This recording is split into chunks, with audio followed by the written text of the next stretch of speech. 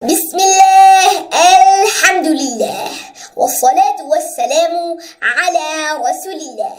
Assalamu alaikum. Read Al-Quran the easy way. Lesson number 16 on Ghunna part 4. This lesson is very small, so pay attention.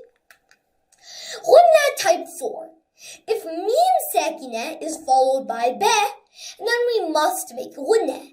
This rule is called Ikhfa Shafawi.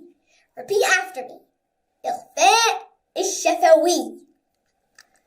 So, Ghunna means two things. One, a sound through your nose, and two, stretching it twice. So now let's move on to this practice.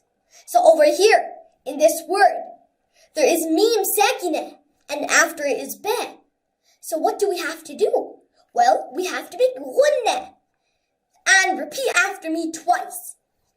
يَعِظُكُمْ بِهِ يَعِظُكُمْ بِهِ يَعِظُكُمْ بِهِ تَرْمِيهِمْ بِحِجَارَةٍ تَرْمِيهِمْ بِحِجَارَةٍ تَرْمِيهِمْ بِحِجَارَةٍ. So, mashallah, well done. Wasn't that a very small lesson?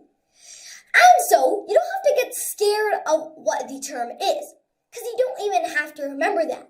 The thing you have to remember is that when there is Mim Sakina and after it is Ba, we must make a Ghunna. And that is it.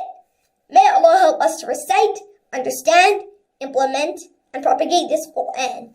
Wassalamu alaikum wa rahmatullahi wa barakatuhu.